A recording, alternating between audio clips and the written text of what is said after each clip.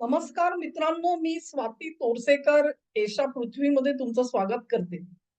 2 दिवसापूर्वी निकाल आले आणि महाराष्ट्रामधल्या स्थानिक स्वराज्य संस्था, नगरपालिका इत्यादींचे रिझल्ट्स आले.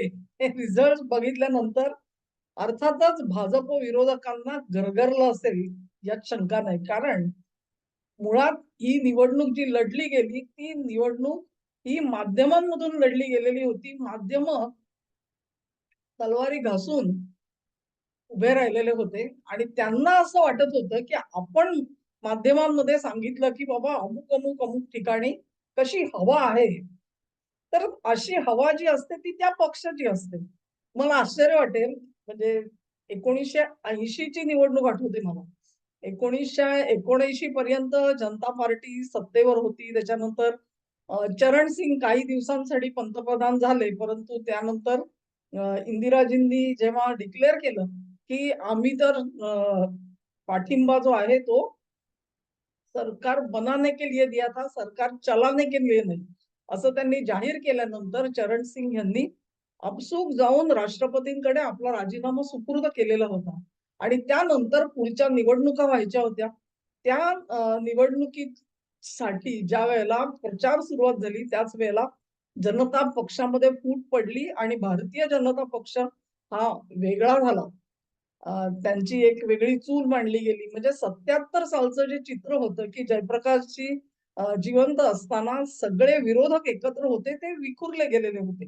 आणि मग 80च्या निवडणुकीमध्ये जनता पक्षच कसा जिंकणार, याची लढाई त्या काळात सुद्धा माध्यमं ही करत होती. तुम्हाला गंमत वाटेल, परंतु 80 साली आज महाराष्ट्रामध्ये जी सगळी माध्यमं ही भाजपवर तुटून पडलेली दिसतात, तेव्हा ते सगळेजण भाजप किंवा जनता पक्ष यांना कसं यश मिळणार आहे आणि काँग्रेस सपशेल पडणार आहे, हे ठासून सांगण्यामध्ये पुढाकार होते. आता दिवस बदलले आणि त्यांनी सुद्धा पलटी मारली, ती गोष्ट वेगळी. परंतु माध्यमांमध्ये असं चित्र रंगवलं गेलेलं होतं, की काँग्रेस म्हणजे की पदार्थ झालेला आहे. आता काही यांचं काही भवितव्य नाही आणि अशा अवस्थेमध्ये इंदिराजींनी मुसंडी मारून देशाची सत्ता हातामध्ये घेतली, ती सुद्धा जनतेच्या आशीर्वादाने. कोणीही तक्रार केली नाही. व्होट चोरी, काय मतदान त्यावेळेला तर कागदोपत्री मतपत्रिका होत्या. त्या पळवल्या म्हणून आमचं यश गेलं वगैरे.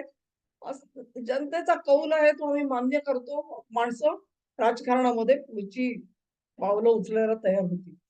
ही जी अवस्था होती, ती अवस्था मला आज का आठवते? कारण त्या काळामध्ये सुद्धा माध्यमं ही अशीच ही निवडणूक लढवत होती. म्हणजे तुम्ही जर का त्या काळचा लोकसत्ता काढून बघा आता सुद्धा असं खालपासून वरपर्यंत सगळ्या बातम्या ज्या होत्या त्या जनता पक्षाचा हा उमेदवार कसा जिंकणार किंवा भाजपचा हा कसा जिंकणार याच्या पासून कितीपर्यंत बातम्या भरलेल्या असायच्या आणि त्या बातम्या वाचल्यानंतर आपल्याला वाटायचं की आता काही दुसरं काही करायला उरलेलंच नाहीये. आणि हेच अंतिम सत्य आहे. पण ते अंतिम सत्य हे किती प्रत्यक्षात भयावह होतं. ते निकाल लागल्यानंतर आमचे डोळे खडकन उघडलेले होते. आता सुद्धा परिस्थिती तीच आहे.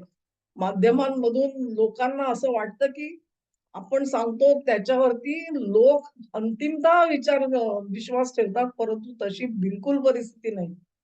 मतदार हा मत कसा देतो ही प्रोसेस जी आहे तीच मुळी माध्यमांना कदाचित कळली नसेल. दुसरी एक गमतीची गोष्ट सांगते. ह्या निकालानंतर म्हणजे ते आकडे वगैरे तुम्हाला सगळे बघितले असतील तुम्ही जेमतेम 8-9, 8-9 काहीतरी नगर परिषदा नगराध्यक्ष वगैरे निवडून आलेले आहेत. काँग्रेसचे काहीतरी 35, शिवसेना 8, शरद पवार गट 8 नगण्य आहेत. भाजपच्या समोर संख्या नगण्य आहे असं म्हटलं पाहिजे. म्हणजे यांचे 51 आणि उरलेले एनडीएचे अशी अवस्था आहे. तर ही अवस्था जेव्हा झालेली आहे तेव्हा एक गोष्ट आणखी काय आठवली मला, याच सगळ्या दशकामध्ये म्हणजे 86 मध्ये 85 साली ज्यावेळेला 86 साली शहानवाज अबानो खटल्याचा निकाल लागला आणि त्यानंतर बाळासाहेबांनी हिंदुत्वाची भूमिका घेतली आणि शिवसेना पूर्णपणे बदलून गेली. आपल्याला सगळे दिवस आठवत असतील. तेव्हापासून ते बाळासाहेबांच्या अंतिम क्षणापर्यंत शिवसेना म्हणजे ठोकशाही हा एक शब्द प्रचलित झालेला होता. आणि हा ठोकशाही शब्द कोण वापरत होतं? तर त्यांचे जुने विरोधक समाजवादी आणि अर्थातच काँग्रेसी असलेले पत्रकार, बुद्धिवंत सगळे शिवसेनेला ठोकशाही म्हणायचे. शिवसेनेमध्ये लोकशाही नाही. प्रत्यक्ष बाळासाहेबही म्हणायचे त्याच्यामध्ये, की त्यांना लोकशाही वगैरे आपण करतो. मग नंतर कधीतरी ते जेव्हा तुम्हाला निवडणुका लढायच्या तर मग आयुक्तांकडे घटना सुपूर्द करावी लागते. त्याच्यात लिहावं लागतं, की माझी लोकशाहीवरती श्रद्धा आहे. तसं ते वगैरे लिहिलं गेलं. पण त्यांच्या मते नेते फार क्वचित म्हणजे शिवसेनेमध्ये सुद्धा अत्यंत कमी लोकांना शिवसेना नेता म्हटलं जायचं. बाकी पदं जी होती ती कोणी शाखा प्रमुख असेल, कोणी शिवसेनेचे आमदार, शिवसेनेचे खासदार, शिवसेनेचे महापौर असं म्हटलं जायचं. ते आपोआप कोणी नेते पदावरती जात नव्हते. त्या अत्यंत कमी प्रमाणातले नेते आणि त्यांच्या सर्वानुमते चालणारा पक्ष तो म्हणजे शिवसेना अशी एकंदरीत. तेव्हा त्याला लोकशाही न म्हणता त्याला ठोकशाही म्हणायची आणि ही टीका करण्यामध्ये अग्रगण्य होती समाजवादी मंडळी, डावी मंडळी म्हणू आपण. आता हे निकाल लागल्यानंतर मला Facebookवरती मी एक पोस्ट बघितली.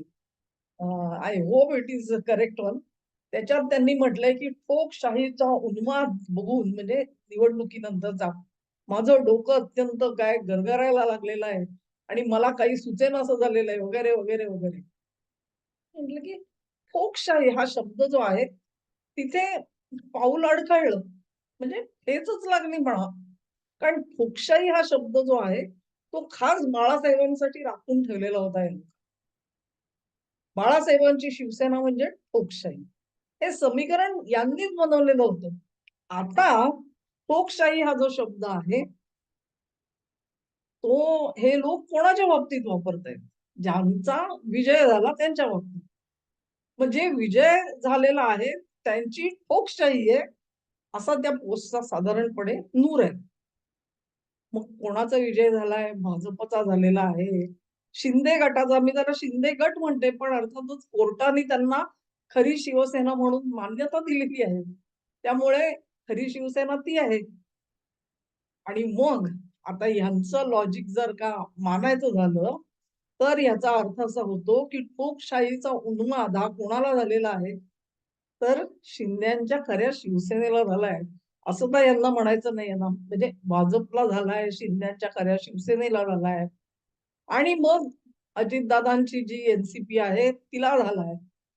असंच ते थोडक्यामध्ये आपल्याला सांगतायत. तेव्हा लोकशाही हा शब्द त्यांनी ज्या शिवसेनेसाठी रिझर्व्ह ठेवलेला होता, त्या शिवसेनेला आज सुद्धा विजयाने उन्माद झालेला आहे आणि तो ठोकशाहीमुळे झालाय. असं हे विरोधक सांगतायत. तेव्हा ते कन्सिस्टंट आहेत असं आपण समजू. म्हणजे ते सातत्याने एकच भूमिका घेतायत, की हो बाबा शिवसेना म्हणजे लोकशाही. हे त्यांचं लॉजिक हे आत्तापर्यंत कायम आहे. असंच मी गृहीत धरेन. कारण मी का म्हणू, की ते बदललेले आहेत म्हणून त्यांची भूमिका बदलली. वारा आला तसं ते पाठ फिरवतात. असं वगैरे मी बिलकुल म्हणणार नाही. माझं म्हणणंही त्यांच्यासारखंच आहे. शिवसेना ही ठोकशाही होती आणि ती आजही ठोकशाही आहे. म्हणून त्या ठोकशाहीचा जो उन्माद आहे तो बघून यांचं डोकं गरगरताना दिसतंय. तेव्हा आजची खरी शिवसेना ही शिंद्यांची शिवसेना आहे. हे एक प्रकारे या विरोधकांनी मान्य केलेलं आहे. त्यांनी आपल्या सगळ्या समजुतीमध्ये, अंडरस्टँडिंगमध्ये जे सातत्य दाखवलं, त्याबद्दल त्यांचं खरं म्हणजे अभिनंदन करायला पाहिजे. आणि ती पोस्ट जी आहे ना, ती नीटपणे समजून घ्यायची असेल, तर हा पूर्वीचा इतिहास बाळासाहेबांच्या पर्यंतचा तो समजून घेतल्याशिवाय आपल्याला त्याचा अर्थ कळणार नाही. तेव्हा शिंदे साहेबांचं अभिनंदन, की बाळासाहेबांसाठी जो लोकशाही शब्द वापरला जायचा, तो आता तुमच्या बाबत जोडून वापरला जातोय.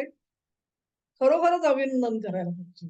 आणि मग असं पोस्ट लिहित असताना आपण खुद्द उद्धवरावांच्या शिवसेनेची संभावना कशी करतो आहोत याचं ह्यांना भान कदाचित उरलेलं नसेल आणि हा जो अर्थ आहे तो सध्याच्या ज्या ध गटामधले जे लोक आहेत त्यांना तो कदाचित त्यांच्यापर्यंत झिरपला सुद्धा नसेल. परंतु आपण मात्र त्यांच्या लोकशाही या शब्दाचं स्वागत करूया आणि शिंदे गट सुद्धा स्वागत करतील ह्याची मला खात्री आहे. धन्यवाद मित्रांनो. हा व्हिडिओ तुम्हाला आवडला असेल अशी आशा करते. एक गंमत आहे आणि ही गंमत जी आहे ती तुम्हाला आवडली तर व्हिडिओ लाईक करा, लिंक शेअर करा, चॅनेलला सबस्क्राईब करा आणि तुमचं सहकार्य माझ्यासोबत असंच राहू द्या. नमस्कार.